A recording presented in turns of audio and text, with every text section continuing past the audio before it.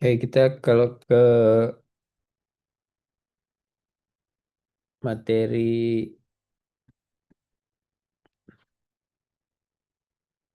bab 2 ya, part 2 osilasi mekanik wave motion, superposisi standing wave. Mungkin kemarin kita udah sampai ke sini ya. Yang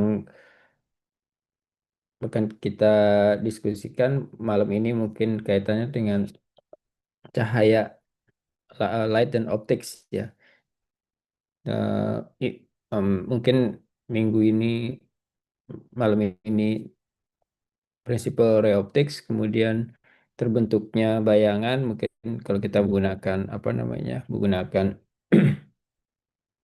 cermin ataupun lensa, kemudian wave optik dan difraksi dan polarisasi. Kira-kira kurang lebihnya seperti itu yang kita akan pelajari part 2, dan itu kalau sesuai dengan silabus. Tentunya yang lainnya nanti bisa dilihat sendiri nih, di download sendiri juga dari linknya ini. Bentar ya, saya share.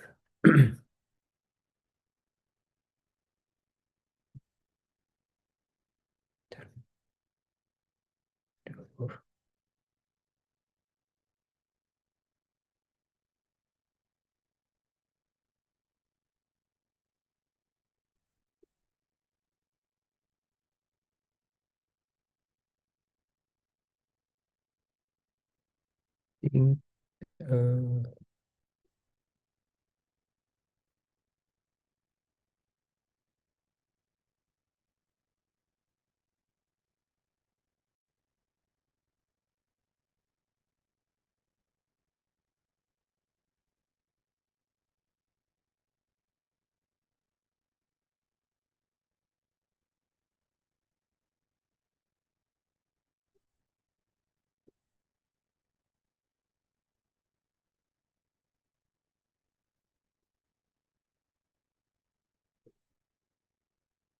yang udah publish share ya. Filenya cukup besar, sekitar berapa ya?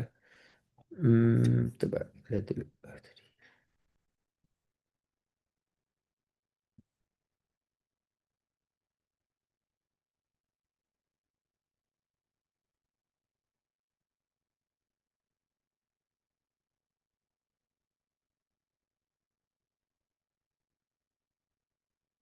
52 mega ya, dicoba aja. Walaupun memang nggak kita pergunakan semua materinya, tapi melihat eh, materi yang di ada di buku ini tentunya menarik untuk kita coba kalau memang kita tertarik untuk membaca tentang fisika modern, misalnya tentang relativitas, quantum fisik, quantum mechanics. Yang nggak akan disampaikan karena nggak dijadikan bagian dari RPS yang sudah disusun untuk kurikulum yang kemarin sudah disetujui untuk apa namanya, untuk eh, akreditasi IABI, internasional IABI kita.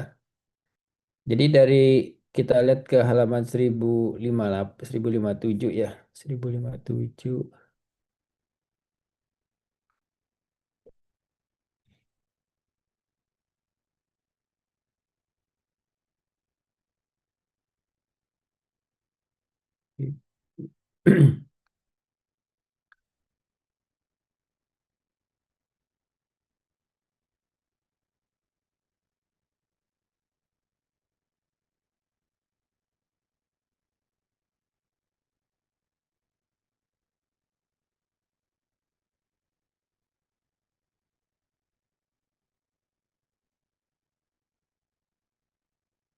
Ya, jadi kita kalau mulai di Light Optics, tentunya apa yang kita lihat, yang bisa kita lihat ini sangat tergantung dari cahaya ya.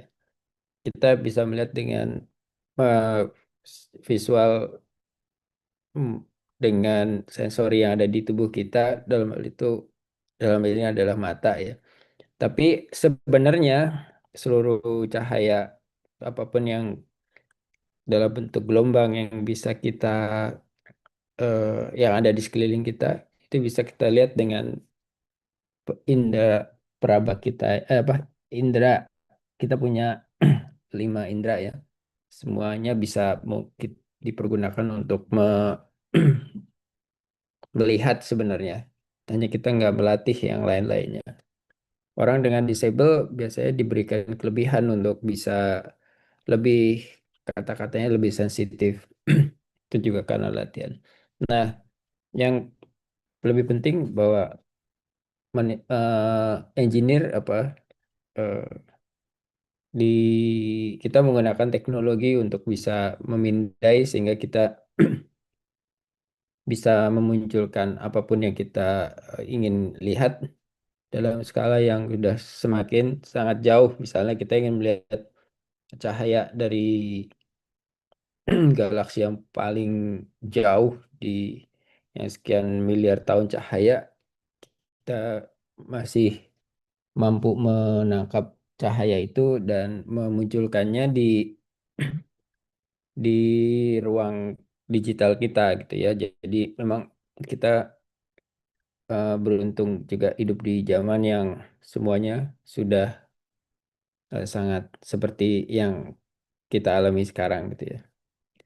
Kalau dulu mungkin masih harus hitam putih. Jadi pembuktiannya teori relativitasnya Einstein tadi ada kata-kata relativitas ya. Jadi relativitasnya Einstein eh, harus dibuktikan kalau Pak Einsteinnya pakai rumus dengan fisika, beliau adalah fisikawan. Kemudian pembuktiannya bagaimana? Pembuktiannya dari astronomi dari Pak Eddington dari suatu kejadian gerhana matahari di suatu tempat yang sangat jauh, mungkin kalau nggak salah di Afrika Selatan, apa di mana gitu.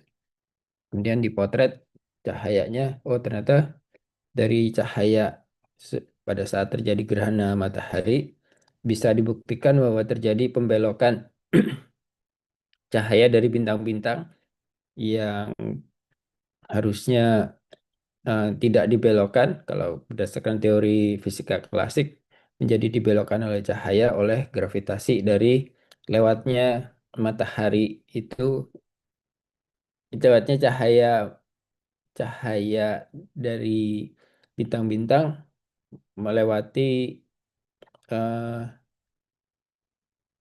matahari pada saat matahari tertutup oleh bulan ya. Matahari tertutup oleh fisiknya bulan yang kita lihat dari bumi ya, sehingga kita menyebutnya sebagai gerhana matahari. Kalau mataharinya nggak tertutup oleh bulan, cahaya bintang-bintang yang ada di sekelilingnya tentunya juga terpengaruh oleh gravitasi. Tapi kita nggak bisa melihat karena cahaya mataharinya terlalu lebih terang. Begitu sudah tertutup bulan, kita bisa melihat bahwa dari fotonya itu kita potret, kita bisa melihat bahwa oh iya ternyata bintang-bintang itu berpindah itu ke dalam kata-katanya yang ada di film itu yang saya lihat. Eh, bukan hanya satu dua tapi semua bintang-bintang yang dilewati oleh lintasan gerhana matahari itu semuanya berpindah gitu ya. Jadi bukan hanya oh ini kebetulan satu aja gitu tapi semuanya berpindah artinya ada efek dari gravitasi. Nah, efek dari gravitasi ini memunculkan suatu pemahaman yang lebih yang baru terhadap fisika fisika klasik yang sebelumnya bahwa materi itu hanya materi yang dipengaruhi oleh matahari oleh gravitasi ya. Pengaruh gravitasi. Gravitasi bisa dari bumi, bisa dari matahari, bisa dari planetari yang lain, bisa bintang-bintang. Semuanya mempunyai gaya tarik eh, yang disebut sebagai gravitasi dari masing-masing benda-benda astronomi itu. Ya. Nah, dari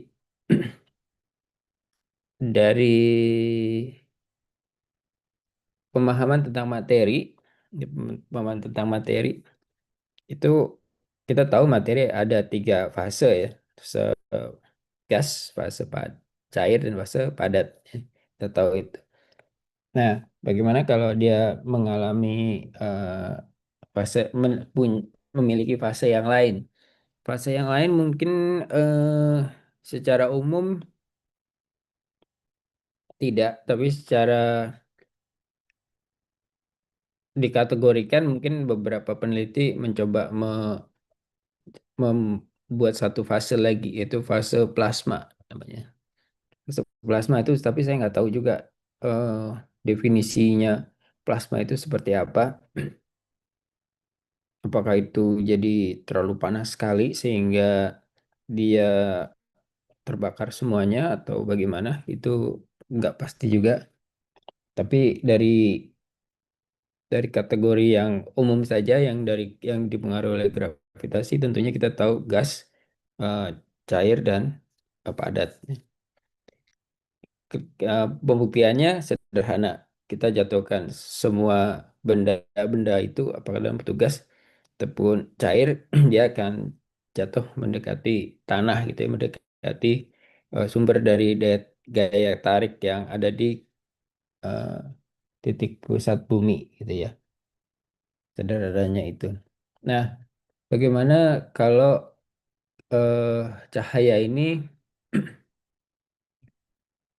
cahaya ini ternyata juga dibelokkan oleh gravitasi. Maka kita masuk ke teori rumus panjang dari relativitas yang pembuktiannya dibuktikan dengan ya secara rumusnya ada.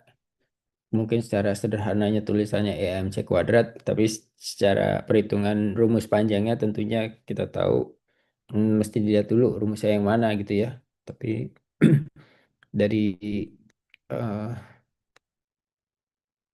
dari fisiknya tentunya kita menjadi semakin mengandalkan lebih banyak menggunakan efek eh,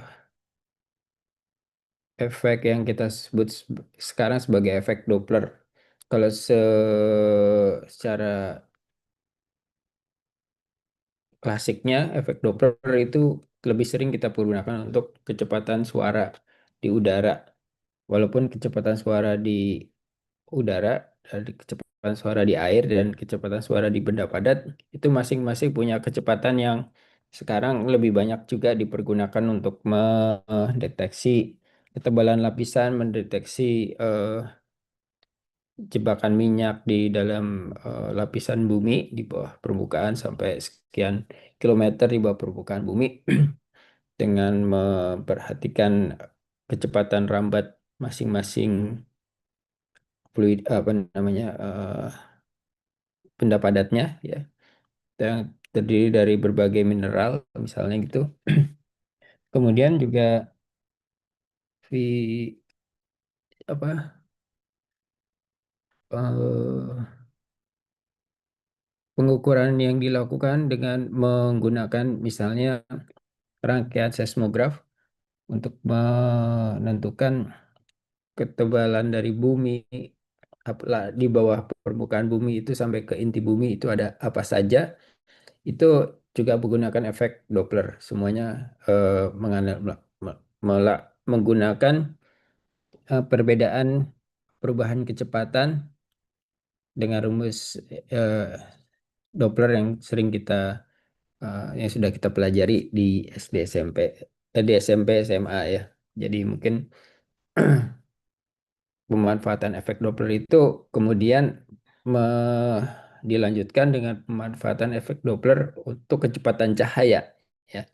Kecepatan cahaya. Jadi semua penelitian di ruang angkasa yang menggunakan dengan teleskop-teleskop, misalnya Hubble, James Webb dan lain-lain, itu semuanya menggunakan efek Doppler untuk menghitung kecepatan pergerakan bintang, perpindahan bintang, bukan umur, ya umur dari bintang cahaya yang dilihat, eh, benda-benda yang lain yang secara secara secara apa ya kecepatan bergeraknya tentunya eh, sulit untuk kita lihat kalau kita tidak menggunakan efek Doppler ini ya. Nah, untuk cahayanya sendiri, masuk ke cahaya,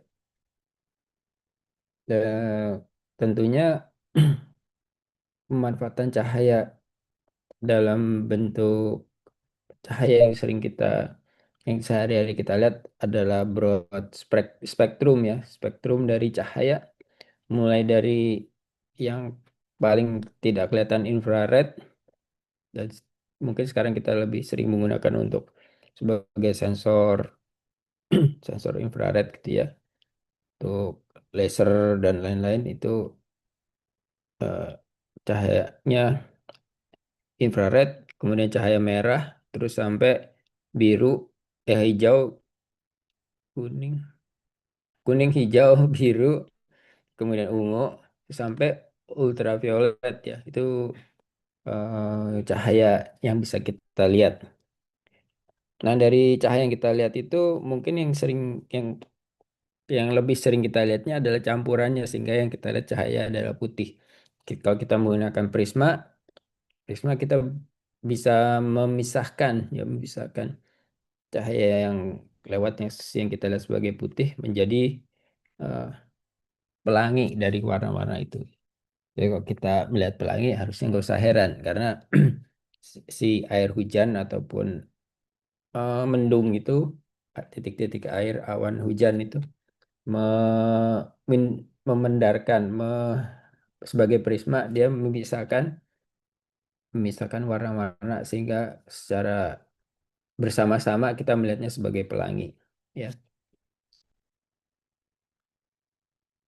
Nah, di sini. Nah, kita sering melihat pelangi, ada dua double pelangi. Nah, kalau kita perhatikan pelangi yang kedua itu sebenarnya adalah mirror image atau bayangan dari, atau atau apa namanya? Iya, terbalik, bayangan terbalik dari pelangi yang pertama ya, yang yang pertama dan kedua. Coba kita lihat di sini ya.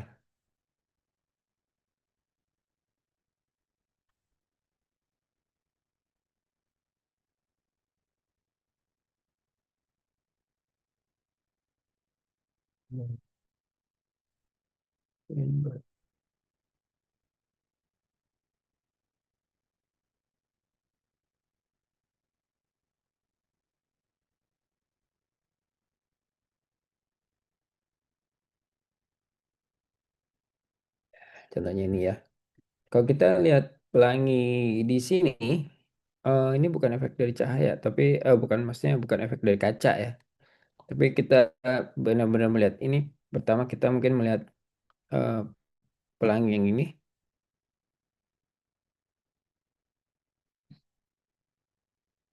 double rainbow. Kita lihat warna biru, merah. Oh, ini di sisi sebelah sananya merah, biru, kemudian eh, seperti itu ya. Kita melihatnya kenapa kok kayak gini gitu ya.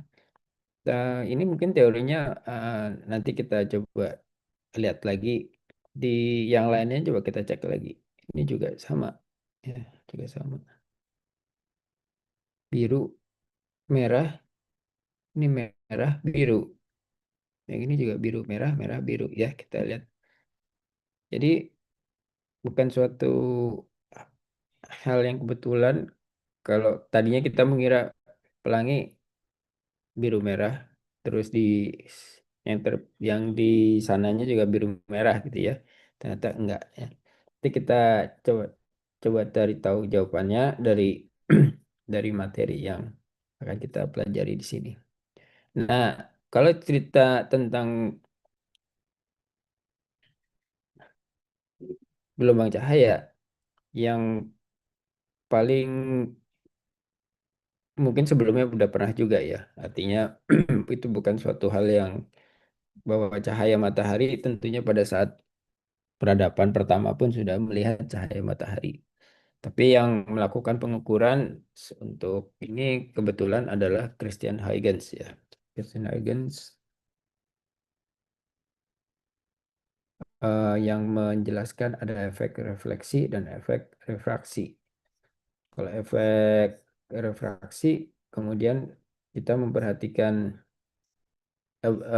mula-mula yang ingin dicapai oleh para fisikawan zaman dulu adalah bisa nggak ya kita mengukur kecepatan cahaya. Itu Itu benar-benar kerja keras, usaha yang sangat berat untuk bisa mengukur kecepatan cahaya. Sampai sampai orang juga nggak bisa memastikan bahwa apa cahaya teorinya Einstein bahwa cahaya itu dipengaruhi oleh gravitasi. Itu karena kecepatan cahayanya sangat sangat sulit sekali kita melakukan pengukuran dengan eh, peralatan yang ada pada zaman dulu gitu ya. Dan di di tahun 1675 ya, astronomer dari Denmark mencoba menghitung kecepatan dari cahaya. Kecepatan cahayanya hasil perhitungannya adalah 2,3 kali 10 pangkat 8 meter per detik ya. Kalau kita kembali ke sekarang pasti kita bilang, wah salah banget nih perhitungannya gimana. Tapi mungkin pada saat itu ya udah orang percaya aja dengan angka yang besar itu mereka percaya aja. Kemudian Fiso mencoba lagi nih tahun 1819 dari 1849 coba lagi hitung dengan menggunakan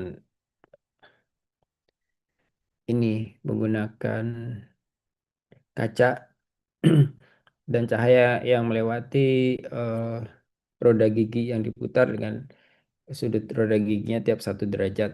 Ya, Fiso mencoba me- mengukur dan dia dapat kecepatan cahayanya 3,1 10 pangkat 8 ya.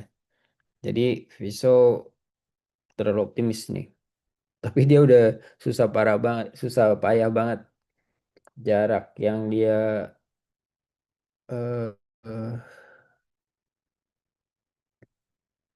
jarak D-nya yang dia buat itu meletakkan antara si roda gigi dengan kacanya itu sekitar 75 7,5 kilometer. Mana ya figur? 7,5 kilometer. Mana ya ada kata-kata 7,5 kilometer.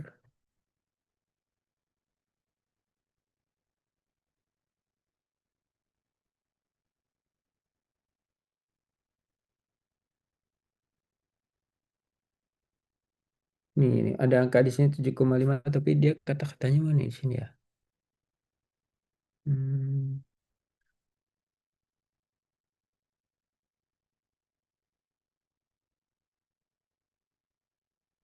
nggak ada. Ya, di sini ada tulisannya 7,5 D-nya, D jaraknya itu 7.500 meter atau 7,5 kilometer. Dia mengukur delta T-nya, wah ini secepat apapun dia juga kayak sering salah-salah nih. 10 pangkat minus 5. 5 kali 10 pangkat minus 5 detik ya. Sering salah-salah nih. Akhirnya dia berhasil mengukur, nggak tahu nih kok berubah-berubah nih visonya nih. Oh ini dia. If the distance of mirror is 7.500 meter ya. Jaraknya kecepatan cahayanya jadi 2,97 kali 10 pangkat 8 meter per detik. Jadi eh, saat itu VISO udah cukup akurat ya. Kalau yang sekarang kan kecepatan cahaya 2,99 berapa tadi? 2,99 nih 2,997 eh 924 58 kali 10 2,99 ya. Jadi dikali 10,48 meter per detik dibandingkan dengan 2,97 kali 10,48 meter per detik ya. So mungkin ke, akurasinya sudah lebih baik dibandingkan dengan siapa?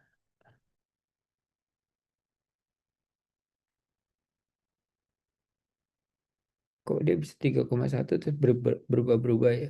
Mungkin ada beberapa kali perjamuannya dan dibandingkan dengan Romer dan bisa tentunya eh, Romer jauh tidak akurat. Tapi tentunya ini juga sangat-sangat sulit untuk menggunakan pada saat itu melakukan pengukuran. Jadi jadi kita melihat kalau oh sebentar ya kita break dulu. Eh, Azan, kita break 5 menit dulu ya.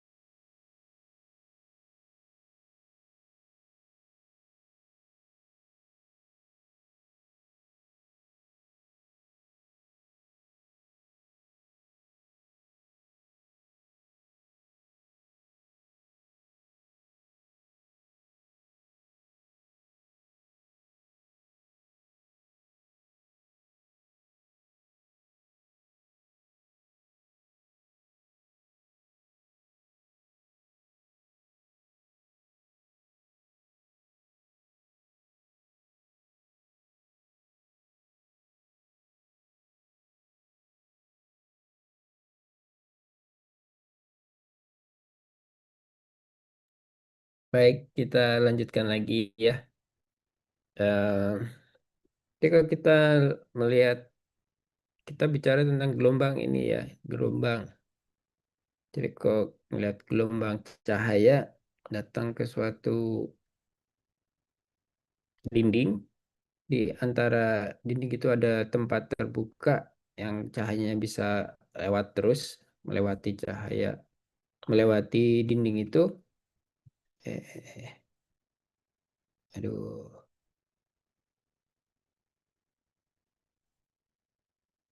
Ini kok hilang.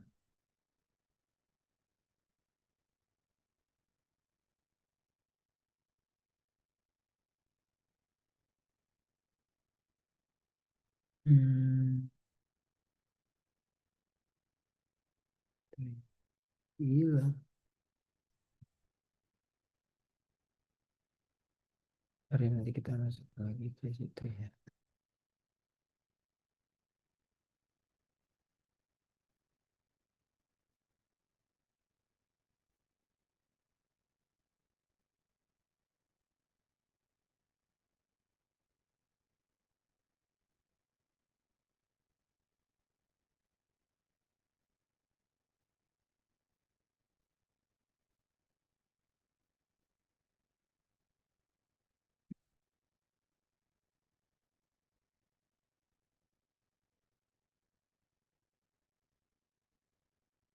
Kenapa di ini tadi? Electromagnetic wave. Oh, oke. Untungnya kita nggak perlu belajar ini nih, karena ini lebih mumetin lagi dibandingin yang lain.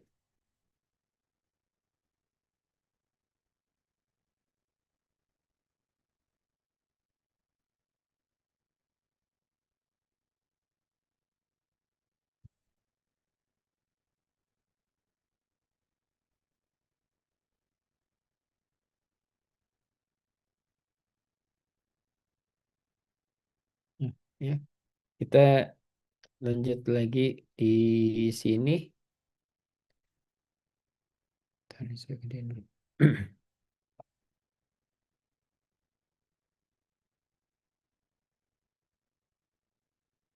Ya, itu kita melihat pola dari suatu gelombang yang sejajar sampai ke suatu dinding dan ada tempat terbuka. Dalam hal ini lebar tempat terbuka antara dua dinding itu adalah D gitu ya. Kalau panjang gelombangnya jauh lebih kecil daripada D, dia nggak akan ber, ber- berbelok ya. Dia nggak akan berbelok. Nah, kalau jarak antara tempat terbukanya diperkecil sampai sama dengan panjang gelombangnya, ya, dia akan mulai membentuk sebagai radial gitu ya, seperti radial. Nah, si gelombang ini sampai keluar dari titik ini, yang lainnya akan tertahan dan terpantul oleh dinding.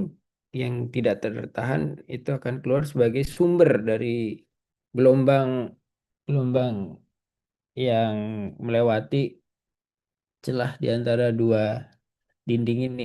Ya. Dan ini sering disebut sebagai efek Huygens ya, bahwa eh,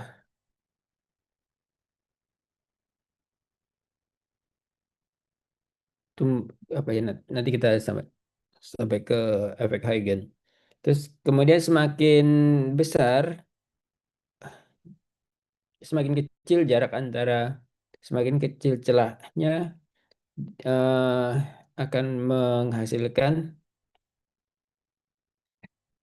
tunggu, apabila panjang gelombangnya jauh lebih besar daripada celahnya, kita akan melihat radialnya akan lebih akan lebih cembung ya, akan lebih cembung. Dan di opening as a point source untuk emitting spherical wave-nya atau gelombangnya. Jadi dia akan menjadi sumber untuk menghasilkan gelombang. spheric yang berbentuk sphere apa radial ya. Kalau di sini spread out istilahnya ya. Spread out kalau ini menjadi point source. Ya, kita melihat contoh contoh mudahnya seperti itu.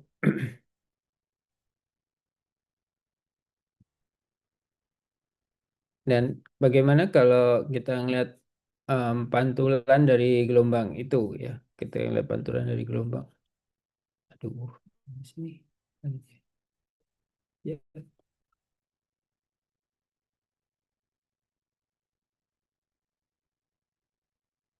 Kalau kita melihat pantulan dari gelombang, di mana titik eh, kaca yang bukan kaca, cermin yang memantulkan di A itu cerminnya bentuknya datar. Kalau yang di B cerminnya berbentuk seperti tidak rata permukaannya. Kita melihat melihat pantulannya jadi seperti ini, ada yang terpantul ke arah sana, ke arah kiri, ada yang terpantul ke arah kanan, ada yang terpantul dengan berbeda sudut ke arah kanan juga ya. Tergantung dari permukaan dari cerminnya. Ya. Nah, dari sudut datang dan sudut pantulannya, kita bisa melihat ada untuk yang cerminnya itu datar ya, sangat datar. Kita melihat ada refleksinya seperti ini ya. Di mana sudut refleksi theta satu aksen itu sama dengan sudut refleksi theta satunya. Nah, persamaan ini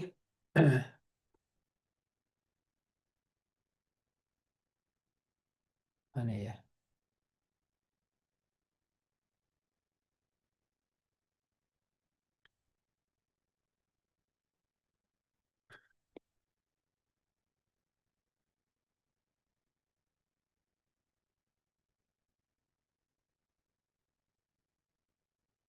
Jadi kalau gelombang dalam di analistiknya kita itu gelombang di bawah refleksi, kita melihatnya seperti ini. Kalau gelombang dalam bentuk refraksi, kita melihatnya seperti ini ya. Jadi di sini ada refleksi dan ada refleksi dan ada gelombang pantul dan ada gelombang terrefraksi. Kalau gelombang pantul itu theta satu aksennya sama dengan theta satu. Kalau kalau yang terrefraksi itu sangat tergantung dari cepat rambatnya eh, cahaya di udara ataupun di dalam benda padat ya. Jadi kalau cepat rambatnya V1 dan V2 di sini kita melihat sinus rumusnya yang dipergunakan adalah sinus theta 1. Maaf, sinus theta 2 dibagi sinus theta 1 itu sama dengan V-nya kecepatan rambatnya speed of light di medium kedua dibagi kecepatan rambat speed of light-nya di medium ke satu gitu ya dibaginya. Sin theta 2 dibagi sin theta satu sama dengan V2 dibagi V1 atau C2 dibagi C1 gitu ya. Nah, kemudian kalau lihat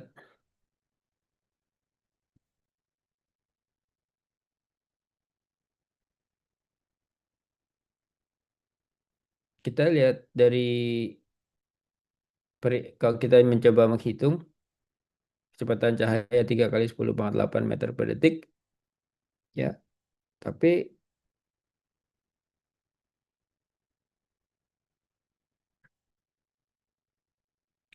akibat dari cepat rambatnya cahaya di udara dan cepat rambatnya cahaya di dalam gelas, di dalam kaca gitu ya. Oh, dalam kaca itu 2 kali 10 pangkat 8 meter per detik. Kalau di udara itu 3 kali 10 pangkat 8 meter per detik. Kita bisa melihat eh, persamaan Snells itu em, mewakili kondisi yang yang kita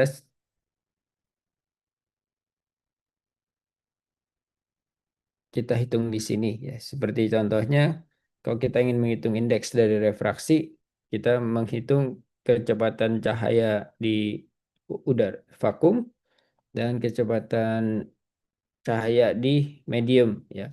Kecepatan cahaya di vakum tentunya di luar angkasa itu kecepatan C-nya ya C gitu ya. Tapi kalau di medium mungkin jadi V. Kemudian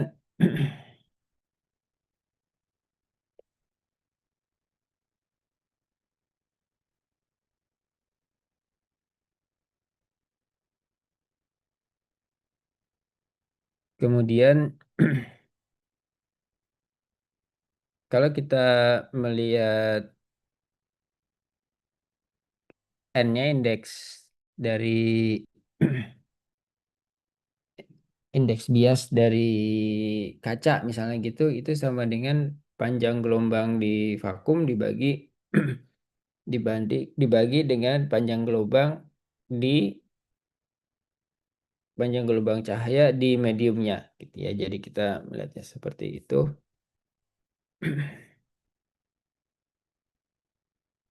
Di sini kita melihat ada cukup banyak contoh dari refraksi, indeks dari refraksi. Misalnya untuk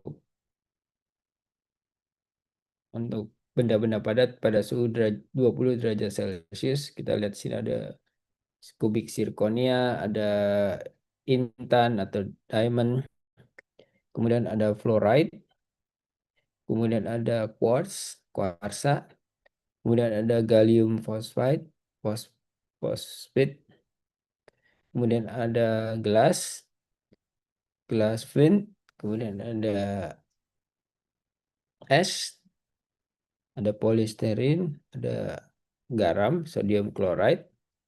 Angkanya kita lihat yang gallium phosphide, fosfid itu cukup besar yang refraksinya 3,5.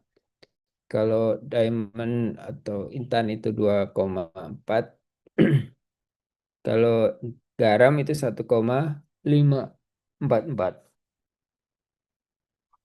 Yang lainnya untuk cairan liquid 20 derajat Celcius, bensin indeks refraksi 1,5, karbon sulfit 1,6, air 1,33.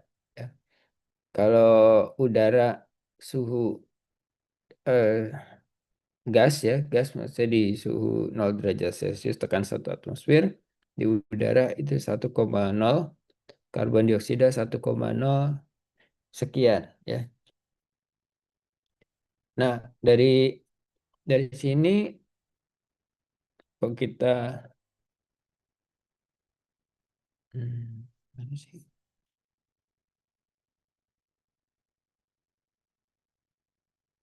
Tadi mana ya? Oh ini ya persen. Oke.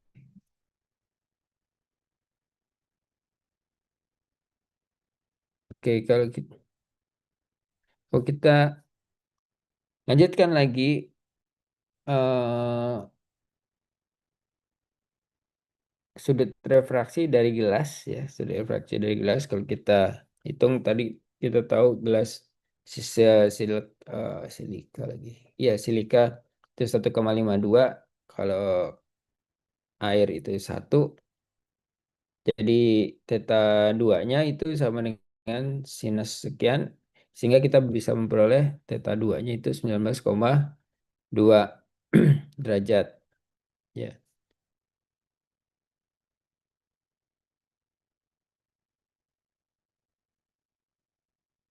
Satu. Kemudian kalau kita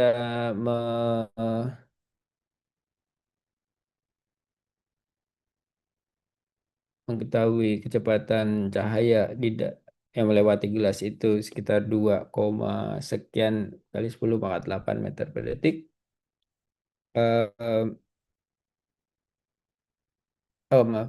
Kalau kita mengetahui indeks biasnya dari gelas, misalnya 1,52 dan kita mengetahui kecepatan cahaya di vakum adalah 3,0 kali 10 pangkat 8 meter per detik, kita bisa mendapatkan kecepatan cahaya di gelas itu 1,97 kali 10 pangkat 8 meter per detik ya. Untuk menghitung panjang gelombangnya tentunya kita juga bisa kita hitung, kita mengetahui panjang gelombangnya 589 nanometer, kemudian kita bagi indeks biasnya 1,52, kita mendapatkan angka 3,88 nanometer ya untuk eh ini tadi, mana ini tadi, dari panjang gelombang yang kita ketahui tadi. Kemudian kalau eh,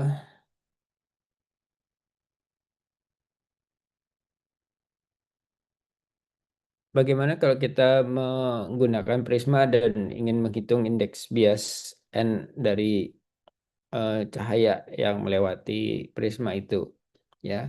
Kalau kita melihatnya,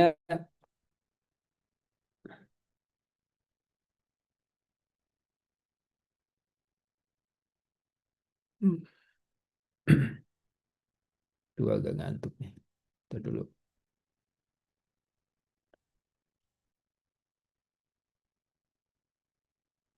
Nah, kemudian apabila kita melanjutkan lagi untuk eh, pergerakan dari gelombang cahaya, di mana menurut Huygens, prinsipalnya Huygens, itu setiap titik cahaya yang berada berawal dari garis A itu dari A ke A alfa, A, A, A aksen, itu semua titiknya akan menjadi sumber untuk eh,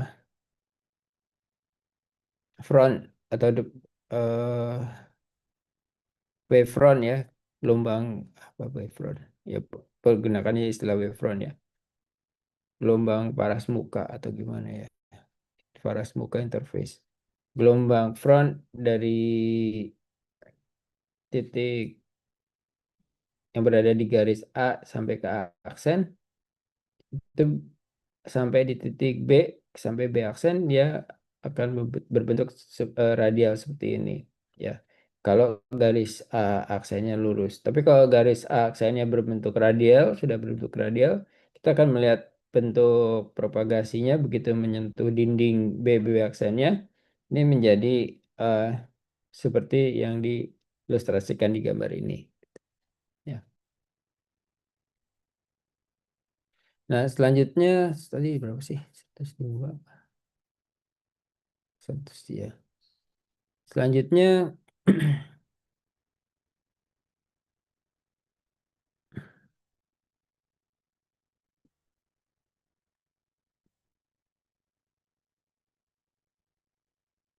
selanjutnya kita sampai ke Snell's law dari refraksi ya.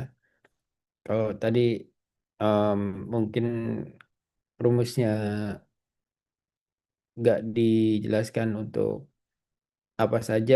Di sini mungkin kita bisa melihat 1,52 itu untuk crown glass, untuk 1,5 itu akrilik, dan 1,46 itu fixed quartz ya, kuarsa. Kemudian kalau kita lanjutkan ke dispersi, dispersi itu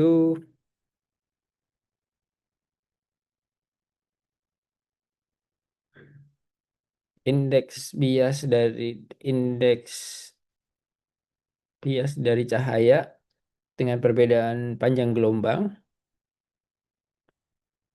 apabila melewati material seperti yang digambar seperti ini, prisma mungkin ya, eh, behaviornya di- disebut sebagai dispersi.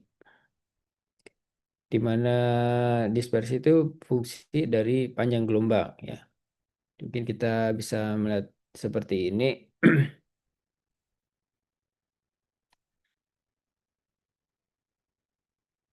Kemudian kita ke tadi ke mana namanya? Ke pelangi.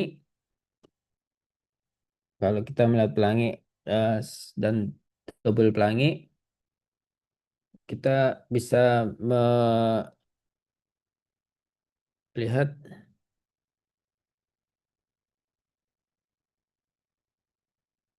ya pelanginya dengan theta satu,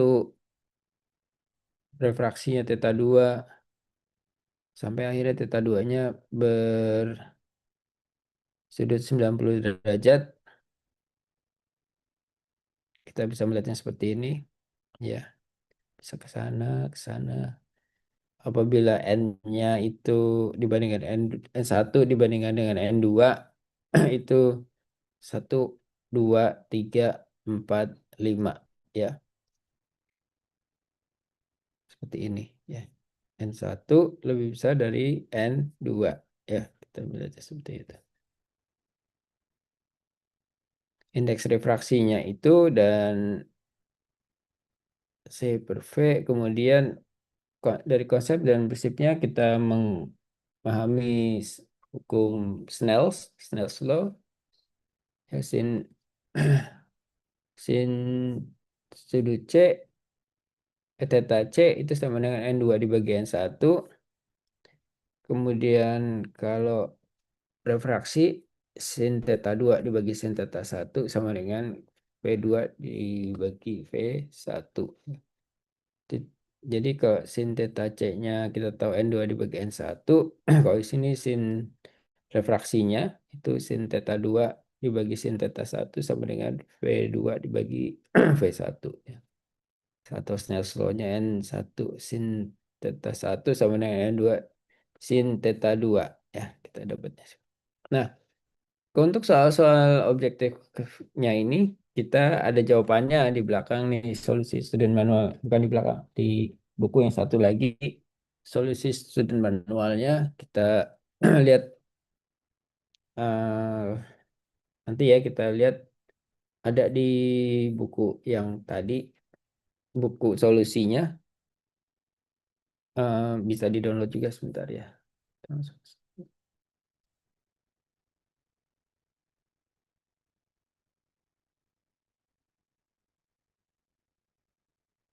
Hmm, tapi kita presensi dulu ya, bentar.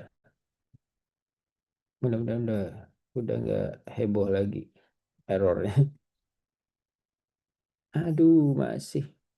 Kalau misalnya nanti masih error, nanti saya presentasi aja semua ini karena bukan kesalahan adik-adik ya, ini karena kesalahan dari servernya.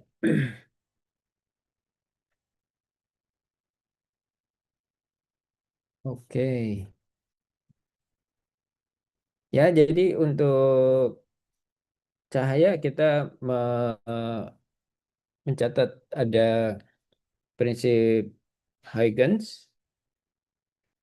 bahwa cahaya di titik sebelumnya adalah sumber cahaya radial dari atau ada wavefrontnya, sumber dari wavefront yang ada di eh, batas yang berikutnya.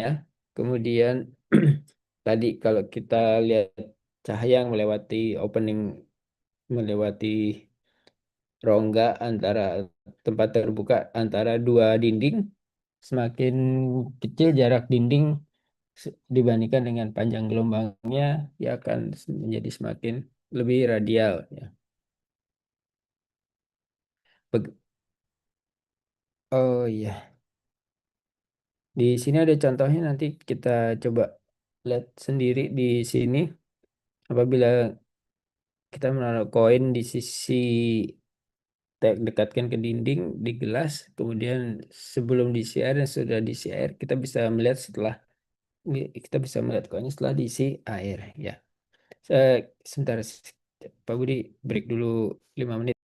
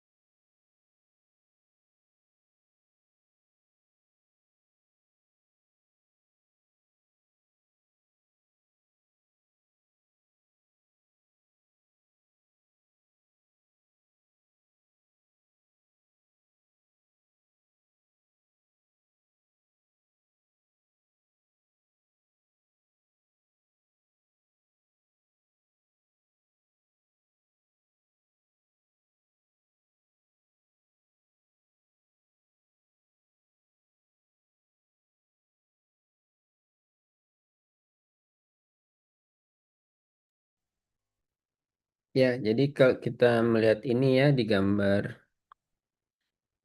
gambar 16 dan gambar 17,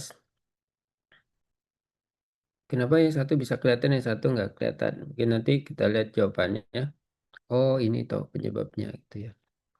Jadi kalau yang satu diputar terhadap sumbu ini, aksis X arah sumbu vertikal, ya sebagian dari ini akan tidak kelihatan.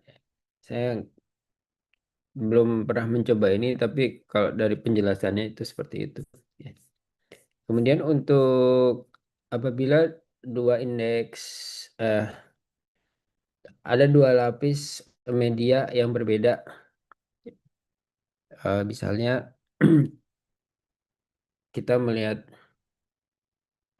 di atas permukaan air ada minyak, lapisan minyak, kemudian ada cahaya dari udara dengan indeks bias udara masuk ke minyak, kemudian terbias lagi, terrefraksi lagi di dalam air. Kita bisa melihat ininya seperti ini ya, arah pergerakan cahayanya.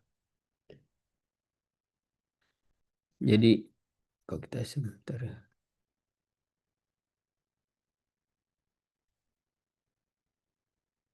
Indeks biasnya dari minyak theta ke apa nih? Theta juga ya, tapi mungkin uh, theta prime ataupun theta double prime misalnya gitu ya. Theta aksen dan theta aksen dua kali, kita bisa melihat eh, seperti yang kita lihat di gambar 8 ini ilustrasinya. Em, Kemudian kita akan melihat di sini ya beberapa yang kita lihat di sini. Dari cahaya monokromatik sampai ke prisma, dia akan terpisah-pisah menjadi cahaya merah, cahaya oranye, cahaya kuning, hijau, biru, dan ungu ya. Blue, violet, ini layarnya. Jadi sama seperti pelangi yang kita lihat ya, cuma di sini mungkin diilustrasikannya dengan warna-warna yang terekam di layar, ya, terekam di layar.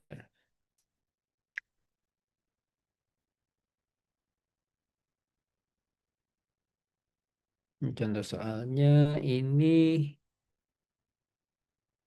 oh, kalau kita melihat di VD, tentunya kita nggak bisa melihat melihat sampai sehalus berapa sekian mikrometer dari jalur-jalurnya seperti kita melihat di piringan hitam ya. Kalau di piringan hitam eh, kita bisa rasakan itu ke-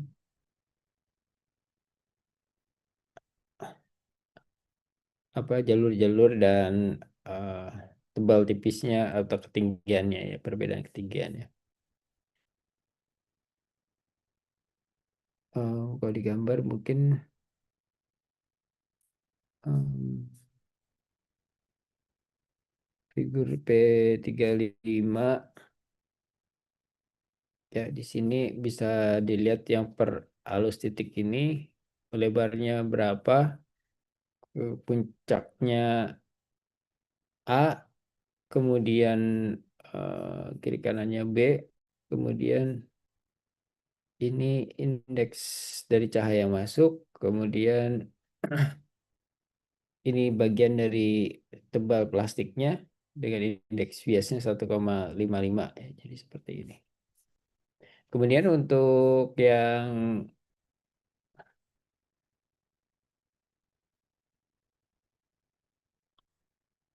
yang di sini em,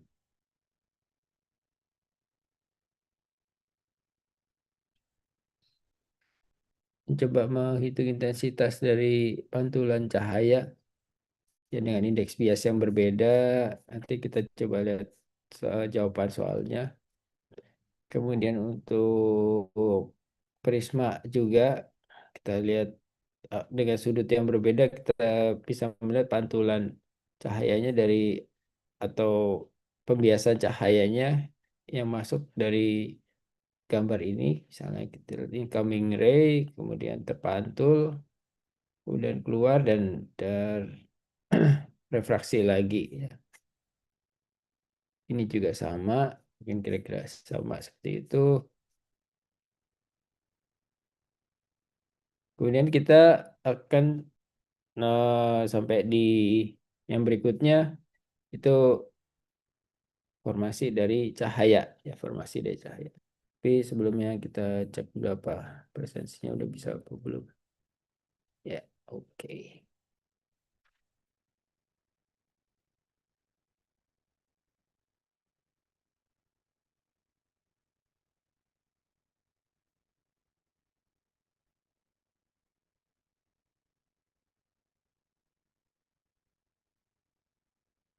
Kok mekanika fluida? Fisika lanjut ya. Kita lihat dari topik yang lah belum sempat aku tambahkan, maaf ya. Ini topik ke 10 sampai ke 11. Bentar ya.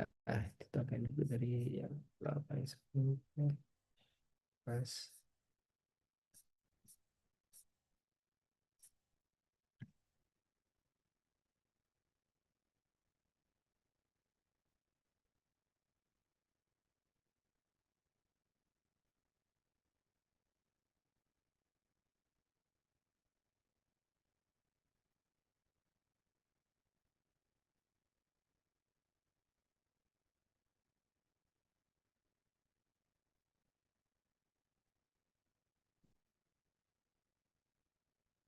Biar sekalian aja ini.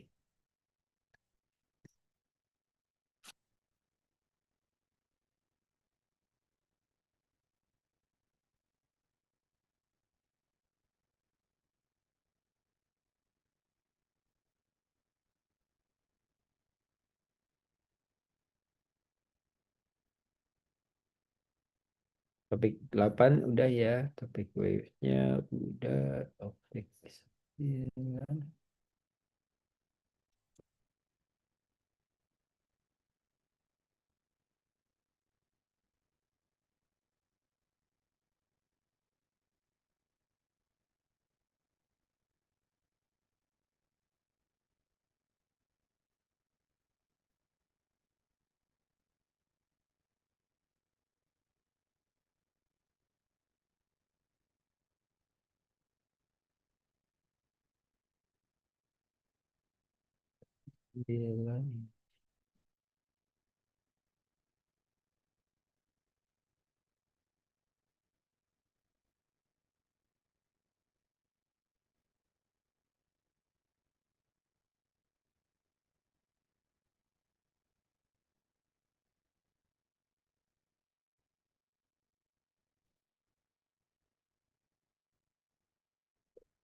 Topik 8.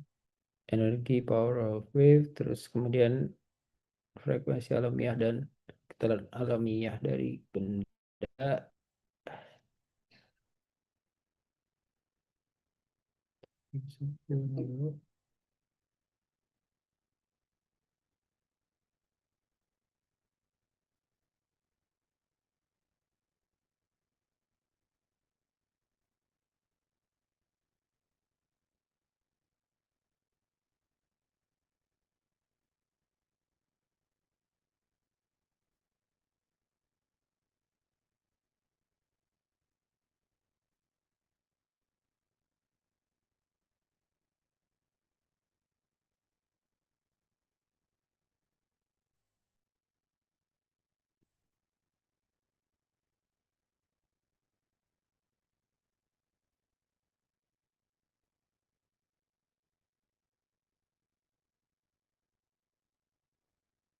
Ini sebenarnya harusnya masih tentang gelombang nih, tapi kita udah masuk ke light ya, udah gak apa-apa.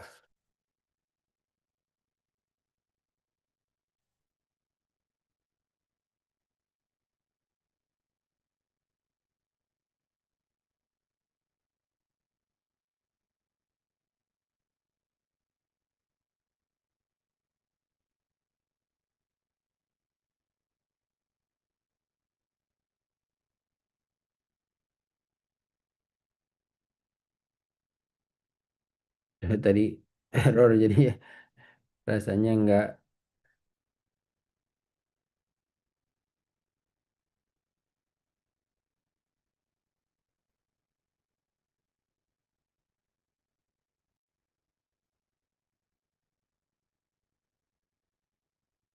rasanya udah sampai ke topik optik tapi ternyata belum.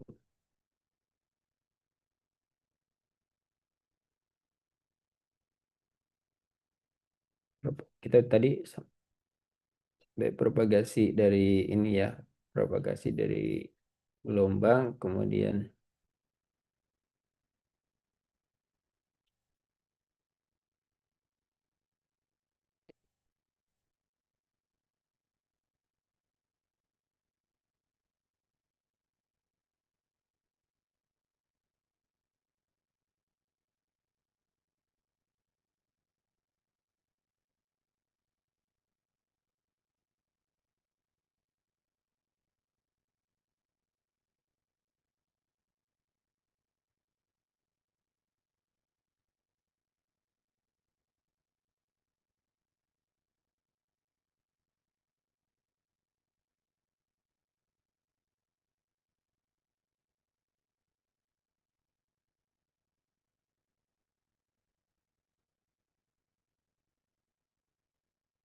topik 12, 13.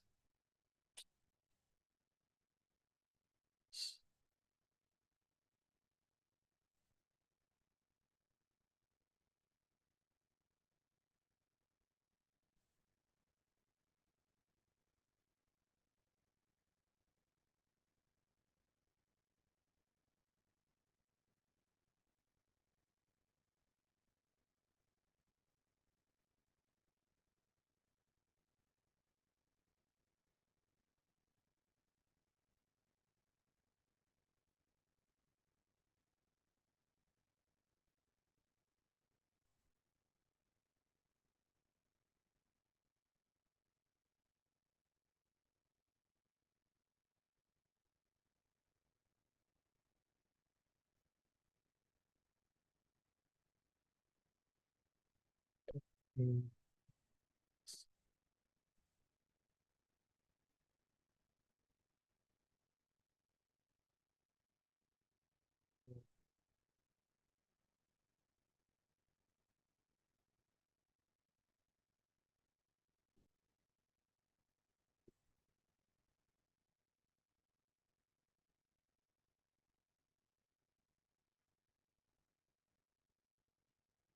Ya, jadi yang tadi kita diskusikan tentang Huygens itu eh, terakhir di sini. Padahal sebenarnya yang kaitannya dengan optik ini mungkin yang cahaya juga cukup menarik ya, artinya lensa maksudnya, cermin, lensa dan cermin, cermin cekung, cermin cembung, kemudian satu lagi juga yang efek dari efek dari apa, efek Doppler yang dipergunakan untuk cahaya ya. Mungkin kalau kita kemarin udah membahas tentang topik ke 8 ya, untuk kecepatan gelombang untuk di string ataupun di gelombang pecah dan lain-lain yang kita lihat di mana namanya, di video di YouTube, bagaimana gelombang itu Sholing, kemudian refraksi dan difraksi ya. Dan juga bagaimana kita mengevaluasi energi dari gelombang. Ya, kita mengevaluasi energi dari gelombang. Dan juga tentunya kalau di topik 9 ini ada natural frekuensi dari gelombang dan efek dari sinkronisasi ya. Mungkin kalau kita lihat sedikit, break lagi, kita mundur sedikit dari yang apa udah kita diskusikan. Kita lihat di sini, kita lihat di YouTube.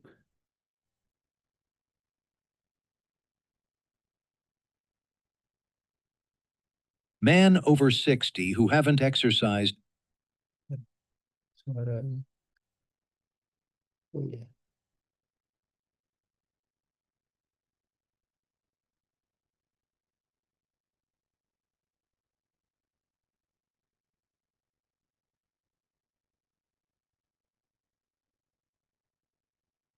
Be messy.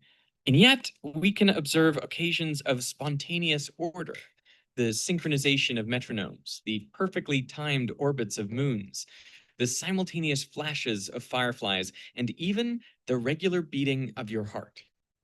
What puts these things in order in spite of nature's tendency for disorder? On June. Dulu, bentar. Close captionnya mau saya change subtitle Inggris, kemudian subtitlenya auto translate.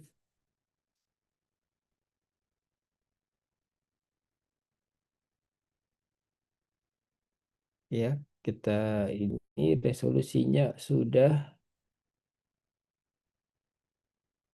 ini bisa maksimal nih.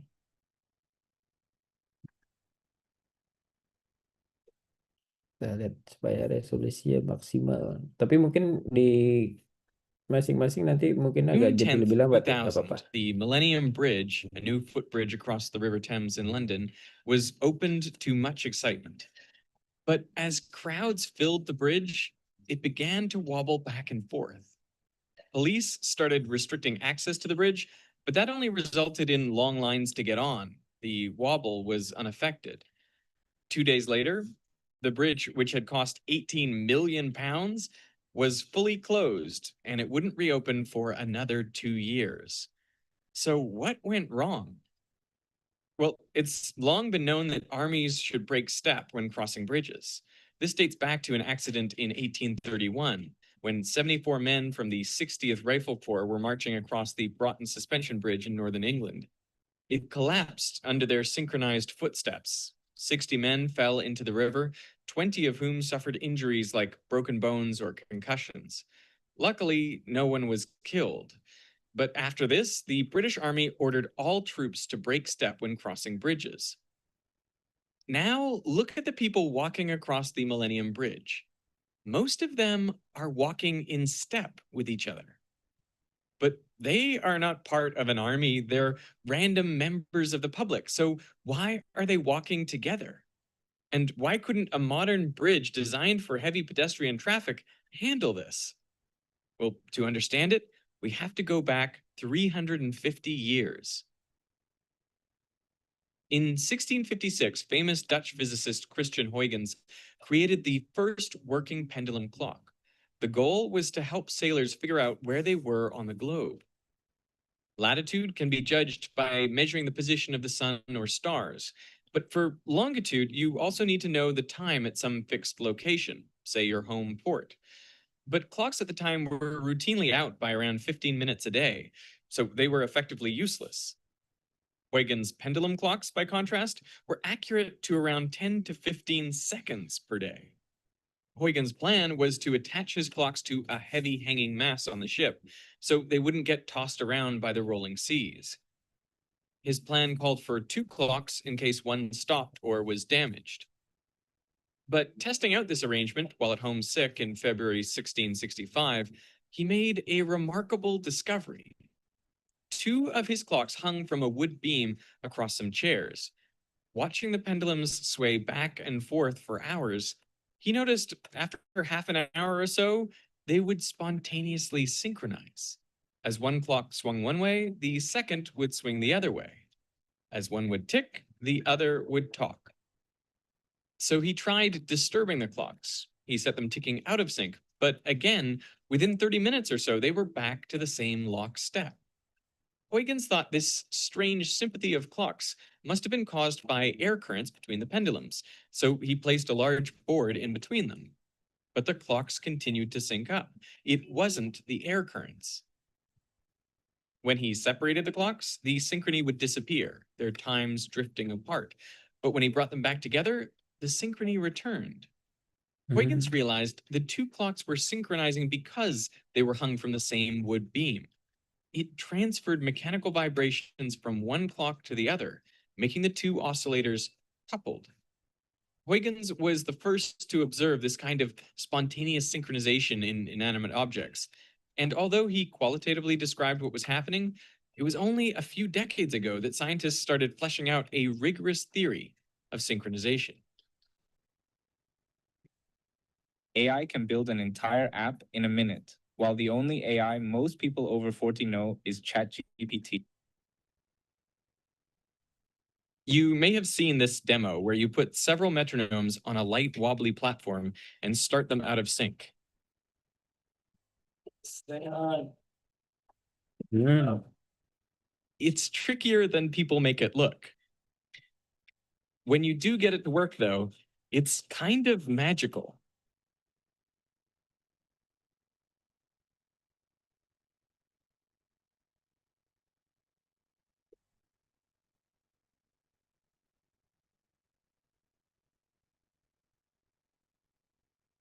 These metronomes don't have exactly the same natural frequency, and yet they still beat in time. To understand how this works, it's easiest to first consider a couple metronomes oscillating in sync with each other. When the large masses accelerate to the left, they push the platform to the right. And when they accelerate to the right, they push the platform to the left. So the center of mass of the system always stays roughly in the same spot. Now, if you start another metronome completely out of sync with the first two, the motion of the platform gives it a kick every half swing, speeding it up until it's in time with the first two.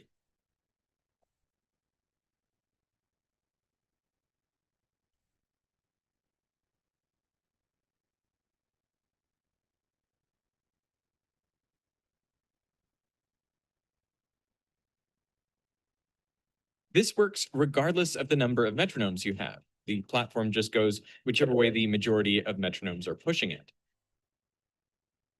Kita We lihat can mejanya represent the bergerak. position of a metronome pendulum or any other oscillator as a point on a circle. This shows its phase, that is, what part of the cycle it's in. So you could call the rightmost point of the pendulum 0 degrees, and then the leftmost point is 180 degrees. And as the pendulum oscillates back and forth, the point goes around the circle.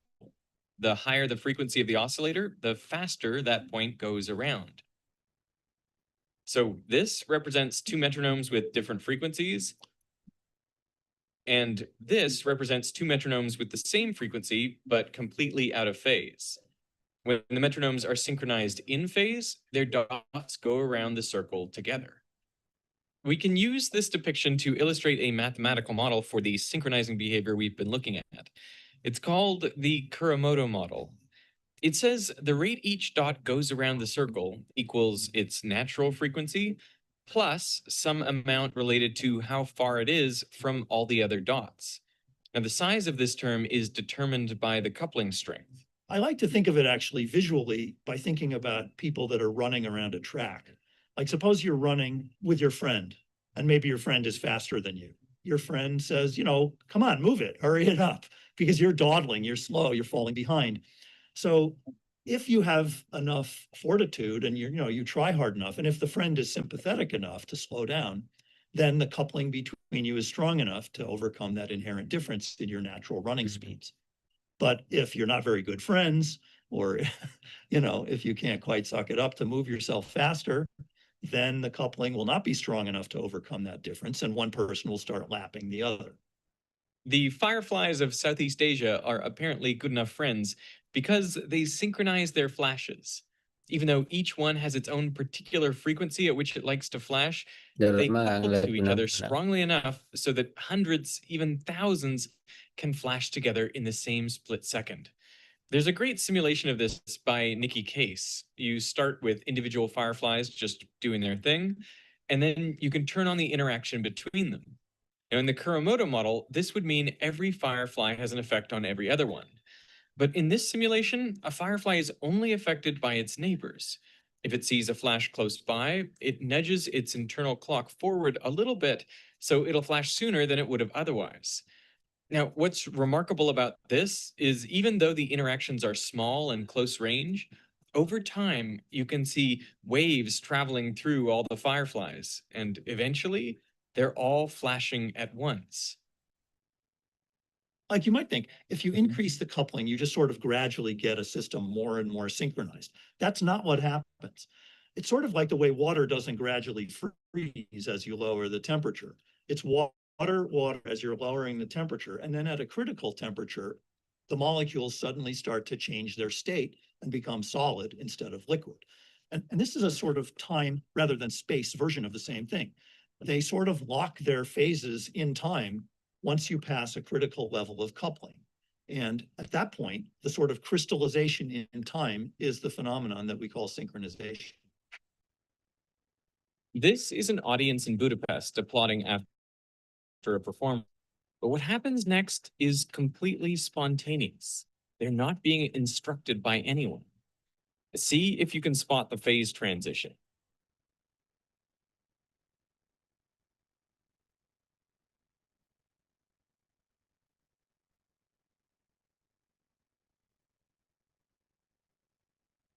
This phenomenon of synchronization that we've been talking about, one of the things that I find most appealing about it is how universal it is, that it occurs at every scale of nature, from subatomic to cosmic. It uses every communication channel that nature has ever devised, from gravitational interactions, electrical interactions, chemical, mechanical. I mean, you name it. Any way that two things can influence each other, nature uses that to get things in sync.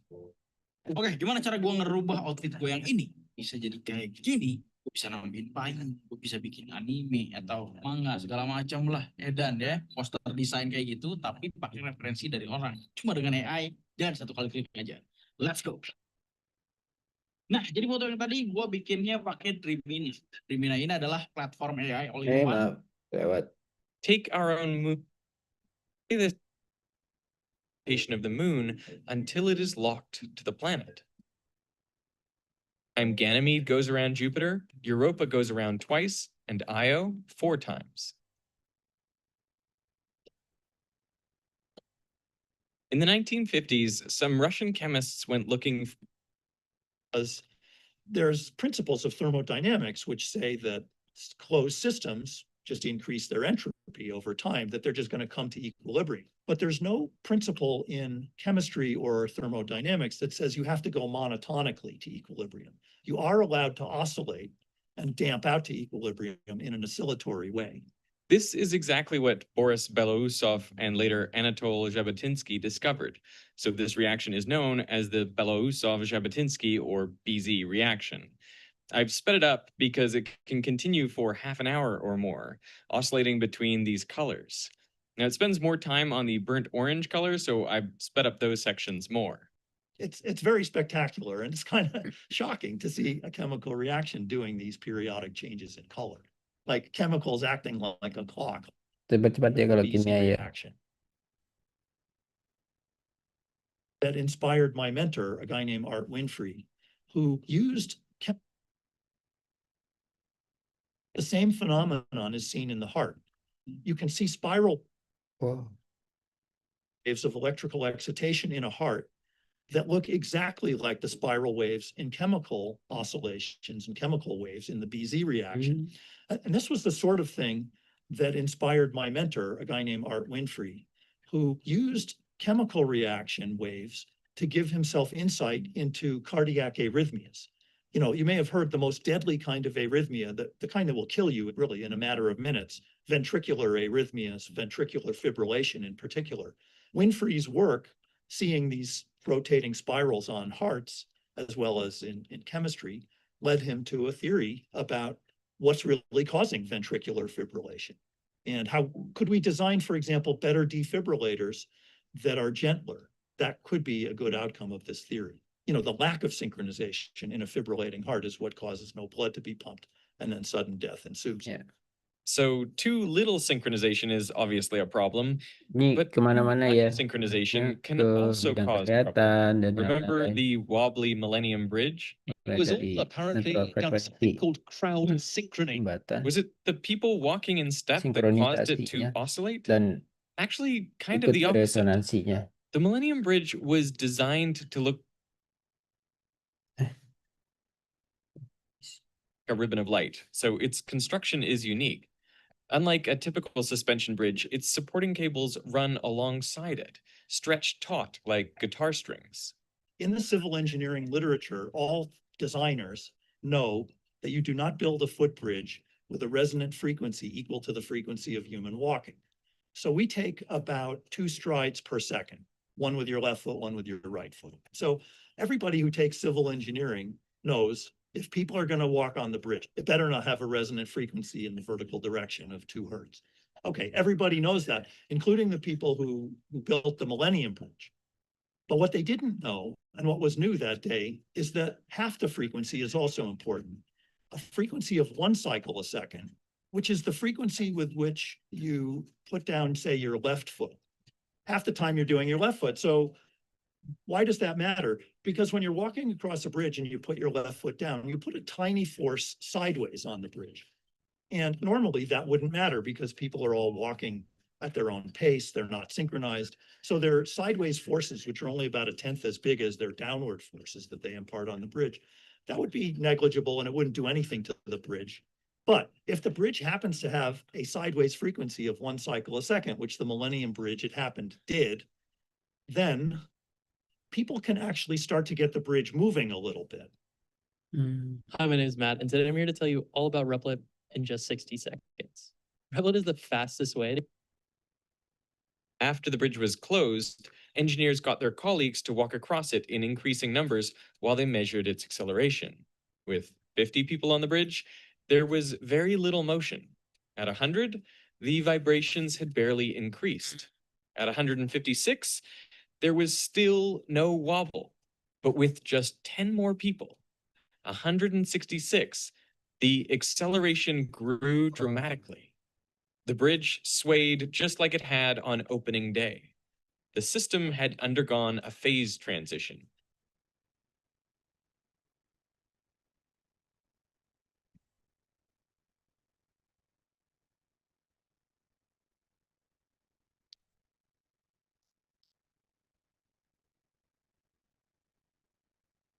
If people can get the bridge moving a little, it turns out people don't like to walk on a platform that's moving a little bit sideways.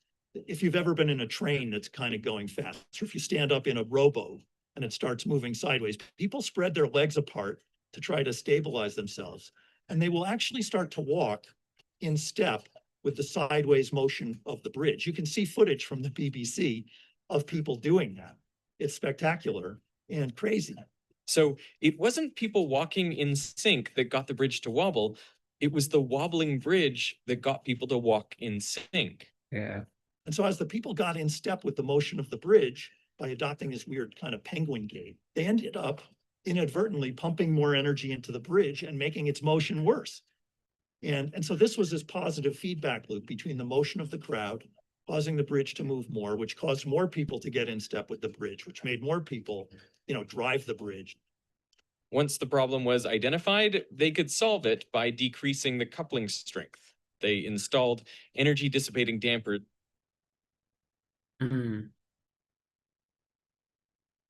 pasang peredam energi ya. Energi.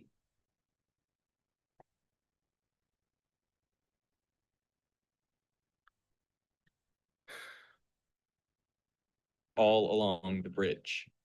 It was a tremendous embarrassment, and it cost several million pounds to repair the bridge. In science, we do reductionism. All of our science courses tell us the way to solve a problem is to break it into smaller parts and analyze the parts. And that has been phenomenally successful for every branch of science. But the great frontier in science today is what happens when you try to go back to put the parts together to understand the whole.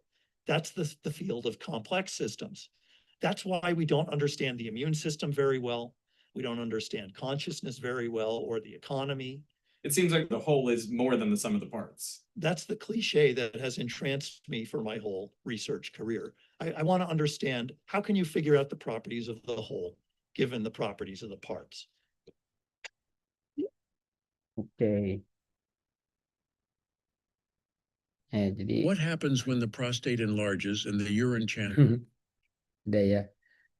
Jadi kita udah melihat efek dari natural frekuensi dan sinkronisasi ya dari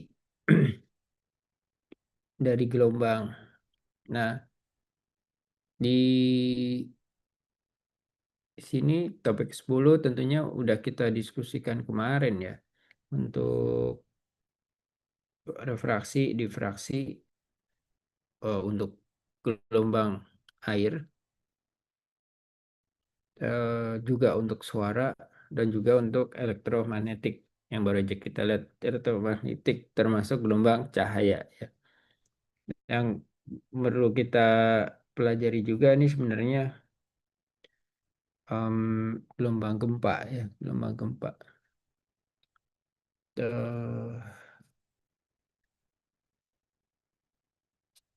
Ini nanti akan kita pelajari minggu depan. Yang kita ingin diskusikan selanjutnya itu ya untuk yang gelombang gempa ya. Gelombang gempa tadi.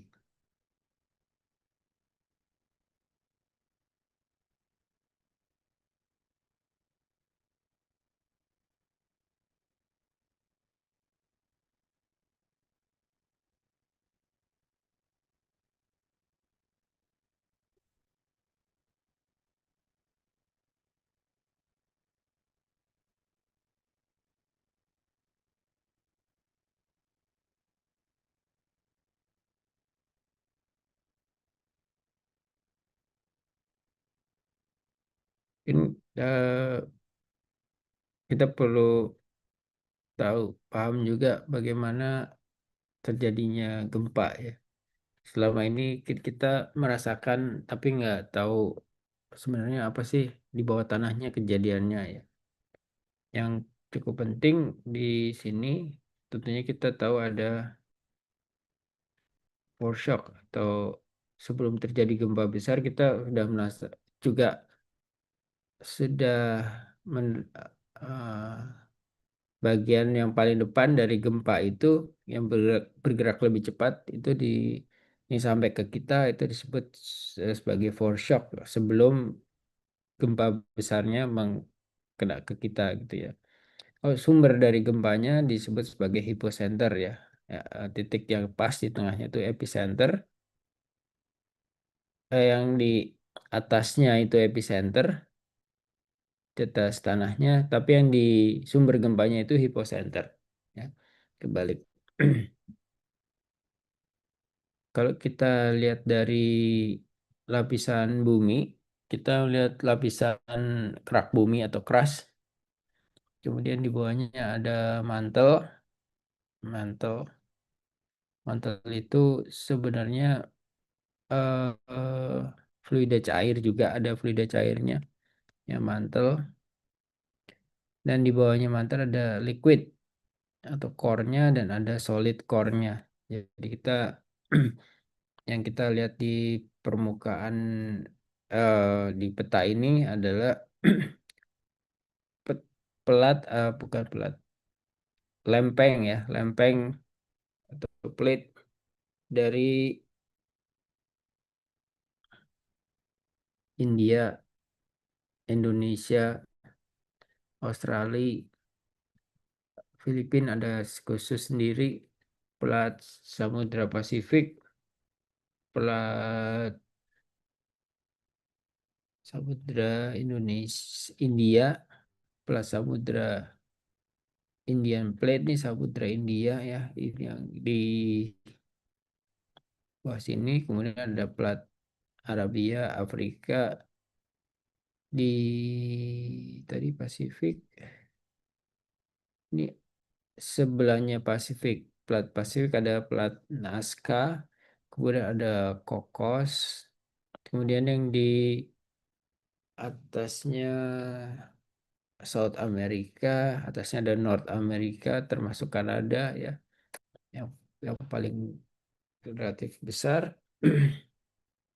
Pelat Pasifik juga besar, pelat Samudra Indonesia besar, tapi nggak nggak nggak menjadi satu pas yang di bawahnya India itu. Kemudian Australia juga pelatnya, oh yang gini ya, Australia plate-nya. Kemudian di Antartik dan Arktik ya, kutub utara dan kutub selatan pelatnya. Kemudian kalau kita menggunakan pendulu apa namanya, mengukur seismograf, kita mencatat secara manual ataupun secara digital dari getaran yang terjadi akibat gempa ya. Untuk getaran atau gelombang yang pertama datang itu adalah gelombang primary wave atau gelombang kompresi dekompresi ya. Kompresi dan dekompresi. Gelombang P itu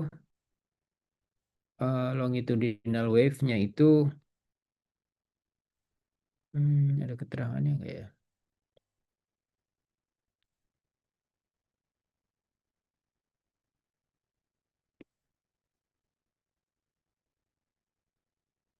Kok kita menganalogikan gelombang gempa dengan cahaya dari cahaya dan bunyi gemuruhnya dari petir ya. Gelombang primary atau gelombang utama atau gelombang longitudinal itu seperti petir. Jadi dia bergeraknya cepat. Dan gelombang sekunder atau transversal itu bergeraknya lebih lambat dan dia bergemuruh karena dia bergeraknya lebih banyak dan semuanya ikut bergetar ya. Hampir mirip seperti gemuruh, dan kalau untuk yang primary wave-nya lebih ke pergerakan kompresi dan dekompresi atau longitudinal ya. Nah, untuk menentukan titik hipocenter dari gempa,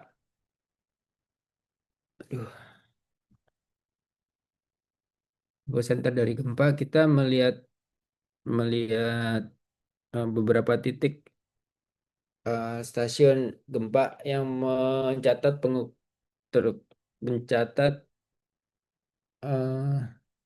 getaran gempanya. Kemudian dari segitiga atau 3 titik stasiun yang terdekat, kita bisa menentukan titik epicentrumnya atau hipocenternya. Epicenter yang di atas permukaan dan hipocenter titik dari pusat gempanya.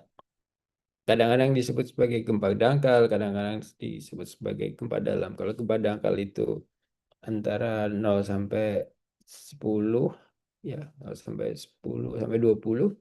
Gempa menengah itu mungkin 20 sampai 60 atau sampai 100 mungkin. Dan gempa dalam itu 100 sampai 500 mungkin 500 kilometer ya. Nah, di sini dari segitiga ini tentunya yang diilustrasikan di sini adalah irisan dari jari-jari antara 3 titik stasiun ini, 3 titik stasiun pengukuran gempanya. Jadi kita lihat irisannya dari yang paling lingkaran membesar, lingkaran lebih kecil, dan yang paling kecil itu irisannya adalah di earthquake epicenternya. Ya, kira-kira seperti itu. Jadi kurang lebih mungkin untuk sekedar lebih detailnya kita coba memahami sains dari earthquake-nya sains dari gempanya, kemudian patahan, earthquake, geologi, dan lain-lain. Risiko dari dan bahaya dari gempanya, proses efeknya, dan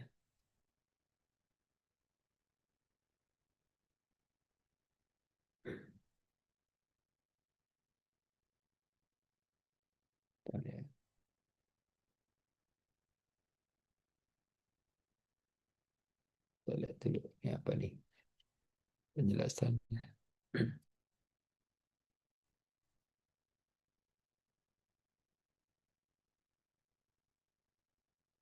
Hmm, kita lihat filmnya sebentar ya dari gempa.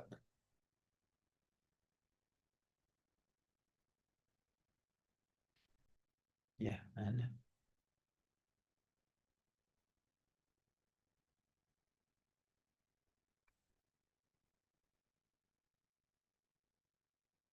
Nggak ada.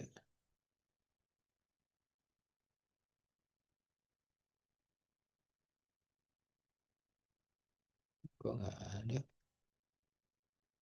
Mm-mm. Ini udah nggak ada kali, udah dihapus. Ada copyrightnya. Kita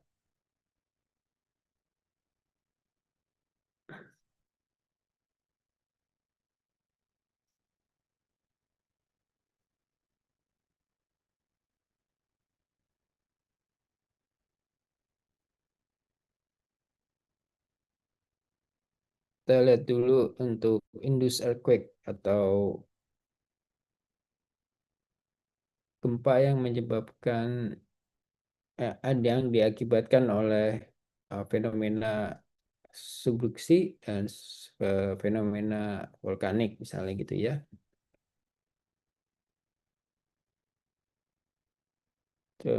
Tapi sebelumnya kita lihat myth dan misconception-nya dulu ya. Dari aktivitas penggalian sumur, gitu, misalnya sumur minyak, disebutnya sebagai fracturing atau melakukan pengeboran. Kemudian setelah dibor, kita mencoba mulai mengambil minyaknya, kemudian produksinya, kemudian akan ada disposal pembuangannya. Dan kalau semakin lama minyaknya semakin banyak airnya, kita memerlukan alat bantu yang namanya Enhanced Oil Recovery EOR, itu dengan menginjeksikan mungkin yang kita sering sebut sebagai sabun gitu ya, supaya menjadi lebih licin, tergelincir minyaknya dan bisa diangkat ke atas, di lifting, perbesar liftingnya, dan di atas nanti dipisahkan lagi antara minyak dengan air dan dengan sabunnya ya, kira-kira seperti itu. Nah, eh, tadi itu karena kita menggunakan sabun pada saat enhanced oil recovery-nya, iya pada saat kita enhanced oil recovery-nya ini, kita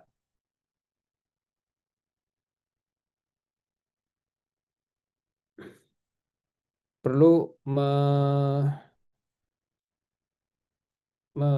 karena volumenya dari wastewater-nya sangat besar, misalnya tadi dari contohnya di Indonesia sekarang kita produksi di sumber-sumber tuanya ya, kita produksi minyak itu misalnya liftingnya 100 gitu ya, misalnya liftingnya 100 liter per detik misalnya, liftingnya 100 per detik, sampai ke atas itu yang 95% itu atau 95 liternya itu adalah air ya.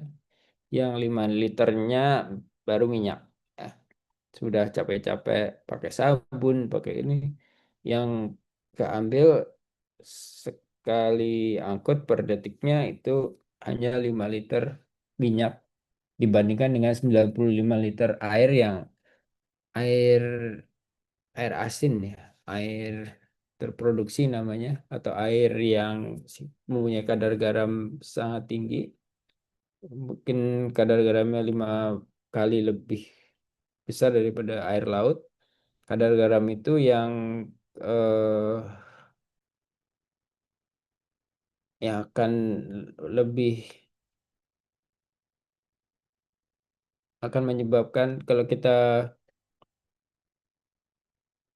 ya belum pernah ada penelitian sih, tapi mungkin selama ini yang dilakukan, kalau kita produksinya di laut, kita lepas lagi kadar garam tinggi itu ke laut, sehingga harusnya lautnya setelah sekian tahun jadi lebih lebih asin gitu ya. Tapi air laut kan mengalir kemana-mana juga, jadinya mungkin kadar garam air laut itu tetap segitu-segitu aja.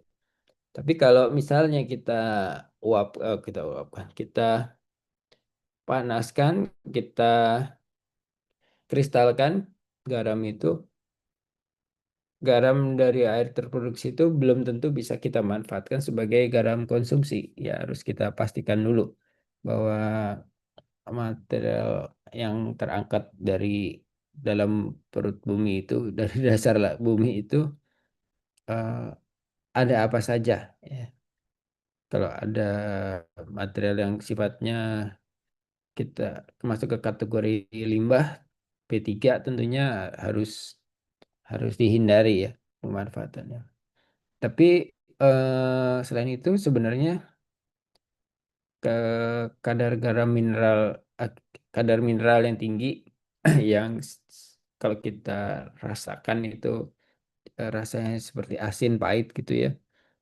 Itu juga bisa dipergunakan sebagai pupuk. Cuma kalau produksinya banyak sekali, tentunya pupuk buat apa kalau tanamannya juga nggak tumbuh gitu ya. Jadi harus diperhitungkan dengan baik, dan biasanya kalau air terproduksi itu diinjeksi lagi ke dalam reservoirnya ya. Jadi daripada daripada dia di permukaan menyebabkan kerusakan lingkungan, diinjeksi lagi ke reservoirnya ya. Di sini kata-katanya hampir kira-kira sama aja ya. Wastewater in Oklahoma ada salt water comes up along with oil extraction process ya. Tapi yang kita nggak tahu di sini nggak disebutkan, misalnya kadar garamnya 5 kali atau 10. Kita harus ngeliat data-data jurnal baru kita yakin. Di seluruh dunia itu air terproduksi kadar garamnya 5 kali lebih besar daripada kadar garam di laut. Nah, kita tadi bicara tentang seismicity, dan di sini kita mencoba mencari ya proses dari kegempaan itu yang bisa kita pergunakan untuk menjelaskan proses proses geofisika ya. Geofisika, eh, proses fisik yang terjadi di bumi gitu. Di bawah di lapisan lapisan batuan keras di bumi ya. Jadi kita sudah tahu mitos dan miskonsepsi tentang gempa ya. Gempa nggak diakibatkan oleh pengeboran dari eksplorasi migas, juga disebabkan oleh faktor yang lain gempa itu. Lebih banyak karena pergerakan kerak samudra, pergerakan tumbukan antara kerak samudra yang kita kenal sebagai kata-katanya dorongan besar atau megatrust, dan juga akibat aktivitas letusan gunung berapi. Ya, letusan gunung berapi tentunya seismisitasnya atau kegempaannya menentukan titik-titik sumber magma dari gunung api itu yang akan meletus berada di mana. Apakah berada di kedalaman 3 km seperti gunung berapi waktu itu ya, yang rutin setiap 5 tahun, Tapi sempat di Merapi yang tahun 2010 waktu meletus, atau 2009 lupa saya. Itu pada saat meletus dia ada getaran gempa yang terekam berada di kedalaman 100 kilometer. 100 kilometer. Ya. Magma yang besarnya ini yang terdeteksi dan akhirnya diperintahkan untuk evakuasi lebih jauh daripada yang selama ini sudah pernah diberikan eh, peringatan, termasuk mengevakuasi semua. Dulu kejadiannya ada Mbah Marijan ya, supaya warga yang percaya dengan beliau ikut juga evakuasi. Ya, akhirnya mungkin cukup banyak yang bisa diselamatkan dari pemahaman kita tentang seismisitas atau kegempaan dari gunung berapi Merapi kebetulan. Di gunung berapi yang lain juga sama, termasuk di hampir seluruh dunia. Secara umum kita sudah bisa melihat perilaku gunung dari kegempaannya ya. Nah, banyak hal yang bisa kita manfaatkan juga dari getaran ya, kegempaan itu untuk misalnya di gelombang atau di laut, pola dari gelombang itu juga mempengaruhi cit- mempengaruhi akibat dipengaruhi oleh batimetrinya atau kedalaman lautnya gitu ya. Itu bisa bisa dideteksi juga, dan itu juga merupakan metode yang berguna untuk metode cepat yang berguna untuk mendeteksi apakah kita sudah berada di perairan yang lebih dangkal hanya dengan melihat gelombangnya. Dan dari pola gelombang itu bisa saja kita nggak bisa melihat dasarnya kayak di muara sungai keruh, tapi melihat dari pola gelombangnya kita bisa menebak ya. Kalau sebagai nelayan mungkin lebih punya pengalaman, tapi kalau kita belum pernah ke sampai daerah itu, kemudian kita memerlukan alat bantu yang bisa kita lihat adalah dari pola gelombang yang berasosiasi langsung dengan kedalaman perairannya ya. Jadi mungkin kira-kira kurang lebih seperti itu. Kita bisa memanfaatkan getaran atau wave ataupun eh, gelombang di udara, gelombang di air, gelombang di padat, gelombang suara, juga gelombang sampai gelombang cahaya untuk dengan teknologi yang kita miliki untuk lebih bisa mengenal kondisi melihat keadaan yang ada di sekitar kita gitu ya. Jadi mungkin sebelum kelas ini saya cukupkan, kita ini dulu ya, apa, presensi dulu kita coba lagi. Aduh, masih error. Kenapa sih? Kok itunya nggak error tapi ininya error? Hmm,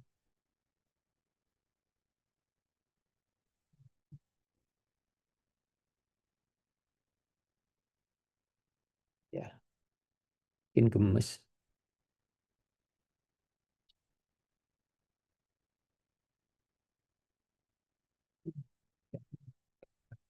Baik, mungkin saya stop sharing. Mungkin kalau nggak ada yang ingin ditanyakan, saya cukupkan kelas malam ini. Terima.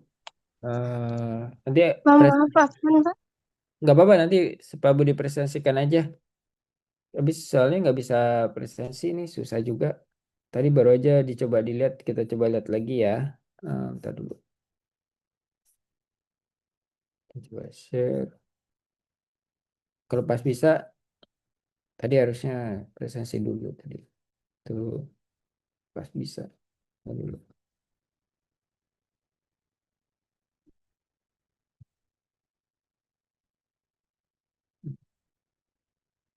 Iya. Mana sih?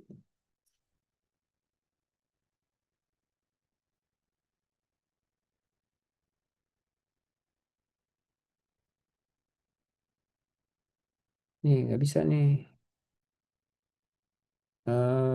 Servernya lagi error di kampus.